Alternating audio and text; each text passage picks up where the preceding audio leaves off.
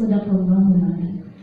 Ayat di sana menerangkan, maka tatkala dia dicampuri, istrinya dicampuri sama suaminya, maka terus mengandung, terus hamil dengan kandungan yang ringan. Ya, ini 4 bulan masih ringan. Ya, 4 bulan masih ringan. Terus setelah ringan, terus beberapa saat akhirnya mengandung yang berat, yaitu udah hamil tua kan, ya. Nah, falamma atqalat da'wallaha rabbahuma, maka ketika kandungan itu menjadi berat atau sudah menuju tua hamilnya, maka dianjurkan suami istri untuk berdoa kepada Allah. Untuk berdoa kepada Allah, seandainya diberikan kami anak yang soleh, tentunya kami akan menjadi orang-orang yang sangat bersyukur. Nah, ini jadi di sini ayat ini anjuran bahwa kedua orang tua yang di saat istrinya lagi hamil dianjurkan untuk banyak berdoa kepada Allah. Berdoa kepada Allah, memohon kepada Allah biar diberikan anak yang soleh. Pokoknya semua keinginan buat anaknya ini pokoknya utarakan, minta kepada Allah, ya. Jangan cuma ibunya aja, tapi suaminya juga ikut berdoa. Apa yang diharapkan dari anak yang dikandungnya ini, mintalah sama Allah. Ketika lagi hamil, ya, minta kepada Allah, harus banyak berdoa, harus banyak berdoa. Suami, istri harus kompak, ya. Harus kompak. Tadi itu perintahnya dalam Al-Quran. Jadi jangan sampai doanya itu cuman kali-kali saja, ya. Harus banyak berdoa. Bahkan Imran, ya, dalam Al-Quran disebutkan surat Ali Imran, ya. Dia menazarkan ketika hamil, istrinya itu dinadarin, ya, ketika hamil, karena ingin anaknya itu menjadi hamba yang mengabdi pada Allah, ya, dinadarkan. Akhirnya alhamdulillah, ya, alhamdulillah anak yang korbannya begitu soleh, ya. Itu turunan yang Maryam kesananya, ya. Jadi Maryam itu dari Imran, dari keluarga Imran. Nah, jadi harus banyak berdoa, ya.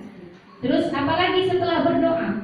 Setelah berdoa, tentunya yang kedua, tinggalkan kemaksiatan, ya. Ketika hamil begini, tinggalkan kemaksiatan, ya. Jauhi, tinggalkan suaminya, ya, yang tadinya biasa berbuat maksiat apa, ketika hamil ingat nih, lagi hamil, ya. Jauhi kemaksiatan, lebih mendekatkan diri kepada Allah, perbanyak ibadah, ya. Ibadah apa saja, ya, terutama yang wajib nggak boleh tertinggal, dan yang sunnah-sunnah pun harus dikerjakan. Terutama buat ibu hamil ini bagus sekali memperbanyak baca Al-Quran, ya. Bukan cuma surat Yusuf aja, ya.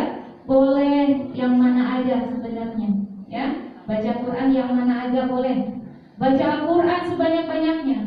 Karena dengan Al-Quran sendiri, kalau sering diperdengarkan kepada janin, insya Allah perkembangannya akan bagus, ya, akan bagus. Ini sudah banyak penelitian menurut ilmuwan canggih, ya. Di Malaysia pernah diteliti, ketika itu bayi yang dalam kandungan, pas dibacakan ayat Al-Quran, yang waktu itu lagi di sininya lagi nggak bisa diem, ya. Terus dibacakan ayat Al-Quran dengan diteliti pakai teropong, ya, pakai ada alatnya yang canggih. Akhirnya seketika dia bersujud posisinya, bersujud ketika dibacakan ayat Al-Quran itu, ya. Jadi terus ada lagi penelitian, pokoknya udah banyak, ada lagi penelitian Jadi untuk membuktikan bahwa sang bayi itu diperdengarkan musik rock, sang janin itu, ya, diperdengarkan musik rock. Gaduhnya di dalam kampung, ya, mungkin ikut aduk-aduk, ya, berontak kali ya, di dalam berontak di sini, nendang-nendang apa lagi. Tapi giliran dibacakan Al-Quran, langsung tenang. Jadi luar biasa, ya, luar biasa. Dibacakannya senandung Al-Quran melebihi dari, kalau orang barat sana kan tadinya musik klasikal, ya, musik yang katanya nih buat ibu hamil ada musiknya, ya. Ternyata nggak usah susah-susah nyari musik begitu, ya. Bacaan Al-Quran lebih hebat daripada musik itu, ya, lebih hebat, luar biasa berkali lipat, ya. Untuk menambah IQ kecerdasan janin juga, ya, dengan dibacakan Al-Quran terus-terusan itu akan pintar, IQ-nya akan hebat, akan cerdas. Nah, jadi jangan susah-susah lagi hamil begini, jangan nonton sinetron mulu. Ya, pokoknya kurangin ya. Dengerin jangan musik yang nggak jelas mulu. Al-Quran saja terus, ya. Mau ditempelin di sini, mau didengerin di sini, ya. Pokoknya terus aja, ya. Kapanpun didengerin itu si janinnya itu. Yang selalu terdengar adalah alunan Al-Quran. Selanjutnya, apalagi yang harus diamali oleh ibu hamil ini? Tadi yang pertama apa? Yang pertama udah lupa lagi. Yang pertama banyak berdoa. Terus yang kedua hindari kemaksiatan. Yang ketiga perbanyak ibadah. Salah satunya kan baca Quran, ibadah yang lainnya. Yang keempat hati-hati. Jangan sampai ada barang haram, makanan haram, rezeki haram yang termakan oleh ibu hamil, akhirnya bisa diserap oleh janin. Jadi ini seorang suami, ya, jangan sampai mendapatkan rezeki dengan cara yang haram, ya. Carilah dengan cara yang halal. Ingat, lagi mengandung istrinya. Karena kalau udah masuk harta haram, makanan yang dibeli dengan harta haram masuk ke perut istri, diserap oleh janin, itu pada dasarnya dan hakikatnya itu adalah api yang dimakannya, dan itu akan membawa karakter yang bandel, yang dengan sama anaknya, karakter yang susah diatur anaknya, ya. Jadi kalau ada anak sekarang yang karakternya luar biasa, jengkelin orang tua, mungkin ada sesuatu yang haram masuk, ya. Jadi ibarat dalam gelas itu, gelas air, ya, gelas air di sana, walaupun gelas itu kalau dimasukin apa aja, kalau nggak ada tutupnya, masuk nggak? Ya, masuk nggak? Masuk nih gelas. Mau dimasukin air apa masuk? Mau dimasukin apa aja barang masuk, uang masuk. Pokoknya selama masih muat di situ masuk. Tapi kalau gelas itu tiba-tiba ditutup, ya, walaupun barang yang kecil mau dimasukin ke gelas itu, tapi gelasnya ditutup, bisa masuk apa enggak? Ya. Nah, itu yang menghalangi itu diibaratkan adalah sesuatu yang haram yang dimakan, ya, sesuatu yang haram. Walaupun terus berdoa, terus didoain, tapi itu bisa jadi penghalang. Bisa jadi penghalang atas doanya dikabul oleh Allah, ya. Padahal Allah sudah berjanji katanya. Kok bisa nggak dikabul? Padahal udah berjanji Allah dalam Al-Quran. Wa idza sa'alaka ibadi. Yang itu, hafal nggak Bu ayatnya? Yang pokoknya fal yastajibu li ud'uni astajib lakum. Berdoalah kepadaku maka aku akan mengabulkan doa kalian. Itu kata Allah. Itu kata Allah dalam Al-Quran. Ya. Kok Allah udah bilang ud'uni astajib lakum, berdoalah kepadaku, niscaya aku akan mengabulkan. Tapi ini udah berdoa sekuat tenaga tapi belum dikabulin. Ya, apa Allah bohong? Allah bohong nggak Bu? Allah nggak bohong. Ya, cuman syarat dikabulkan doanya itu yang belum terpenuhi. Ya, syaratnya tadi sesuatu yang haram, suatu kemaksiatan itu bisa menghalangi doa sampai kepada Allah. Ya, makanya kalau ada yang belum diijabah mulu, ya, itu mungkin penghalangnya, sakirnya masih banyak. Ayo bersihkan dulu, banyak beristighfar. Atau mungkin Allah mengabulkan, Allah itu lebih tahu apa yang dibutuhkan oleh hambanya. Ya, kita kalau berdoa Bu, Ibu ngaku dah kalau berdoa, pernah nggak berdoa cuma satu aja yang dipinta? Pernah nggak? Berdoa berero banyak. Ya, minta inilah, minta itulah, sampai banyak banget. Kalau kita sebagai manusia dipinta kayak begitu, ya kebanyakan gimana duit yang dikasih. Tapi Allah enggak. Malah Allah senang kalau ada hambanya yang terus meminta. Ya, beda sama kita mah kesel. Ya, kalau kita kesel ya ada orang minta mulu. Ya, kita mah kesel, tapi Allah mah senang. Allah senang kalau hambanya terus meminta. Ya, tapi Allah lebih tahu kapan permintaannya itu dikabulkan dan menurut Allah itu terbaik. Ya, umpamanya, ya Allah saya ingin pergi haji tahun ini, umpamanya, ya, terus padahal berdoa seperti itu. Padahal itu udah puluhan tahun yang lalu berdoanya, tapi kok belum dikabul juga sampai saat ini. Ya, Allah lebih tahu, ya, bukan yang terbaik, umpamanya belum saatnya, ya. Jadi suatu saat kalaupun saya keburu meninggal umpamanya, ya, doa saya belum diijabah, doanya tetap ada, ya. Mungkin diijabahnya turun ke anak cucu, ke keturunan, ya. Makanya kita berdoa terus yang baik-baik, ya. Karena doa kita itu insya Allah akan dikabul, ya, insya Allah akan dikabul. Walaupun gak kita sendiri yang merasakan, tapi anak cucu turunan kita akan merasakan. Ya, ada sekarang umpamanya enak banget ya orang itu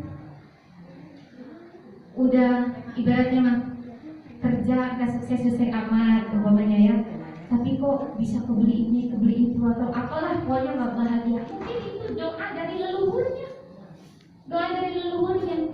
ya. Jadi makanya kita jangan berdoa lu udah tua begini mengapain, berdoa yang macam-macam ya, gitu ngapain? Tapi berdoa apa? Jadi mudah-mudahan anak cucunya ya yang kebagian doanya. Nah gitu, mungkin kita juga sekarang kebagian doa dari leluhur kita. Nah itu ya, jadi hati-hati Neng Sylvia ya, menjaga dari makanan yang haram, jangan sampai masuk diserap oleh janin, naudzubillah. Nah itu.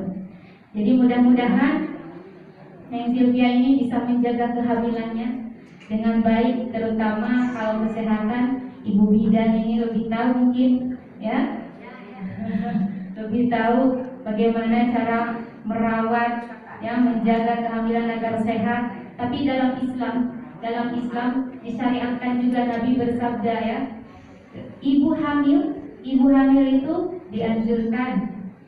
dianjurkan banyak mengkonsumsi kelapa, air kelapa ya, terus semangka. Ini ada anjurannya dari Nabi Muhammad.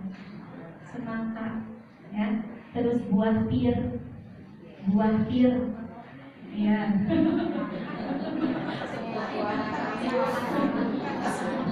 terus kurma, ya kurma. Kalau itu ada keterangannya ya, keterangannya.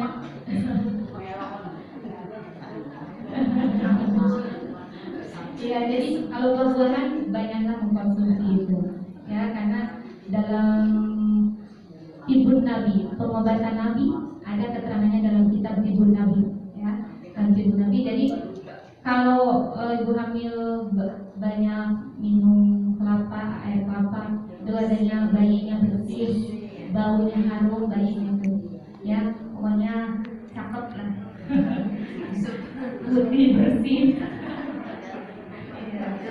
Ya, tapi kembali lagi ya, cuman ada kebaikannya, gitu ya, ada baiknya.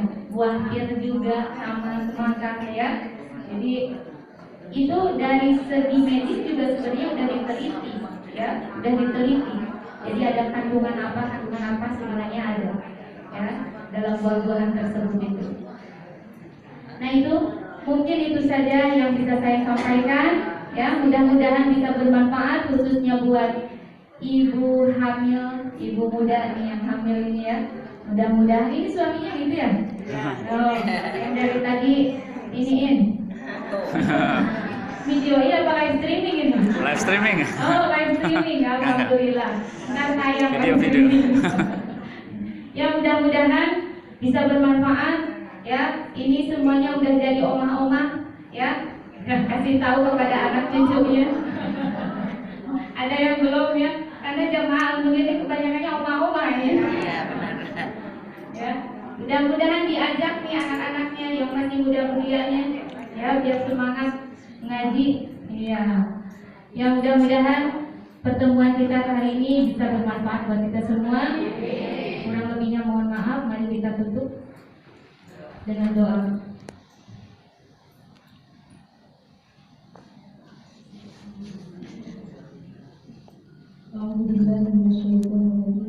Bismillahirrahmanirrahim. Ya Rahman, Ya Rahim, Ya Arhamar Rahimin, Irhamna. A'udzubillahi minasyaitonir rajim. Alhamdulillahirabbil alamin. Hamdan yuwafi ni'amahu wa yukafi mazidah. Ya Rabbana lakal hamdu kama yanbaghi li jalali wajhikal karim wa 'azimi sultanik. Allahumma shalli 'ala sayyidina Muhammad wa 'ala ali sayyidina Muhammad. Allahumma ighfir lana wa liwalidayna warhamhuma kama rabbayana shighara. Allahumma ighfir lil mu'minina wal mu'minat wal muslimina wal muslimat al ahya'i minhum wal amwat. Rabbana zalamna anfusana wa in lam taghfir lana wa tarhamna lanakunanna minal khasirin. Allahumma ij'alna waj'al awladana وذرياتنا من أهل العلم وأهل الخير وأهل القرآن وأهل العبادة وأهل الجنة ولا تجعلنا وإياهم من أهل الشر والضير. ربنا هب لنا من أزواجنا وذرياتنا قرة أعين واجعلنا للمتقين إماما. رب هب لي من الصالحين رب هب لي من الصالحين رب هب لي من الصالحين. اللهم احفظ ولد فلانا.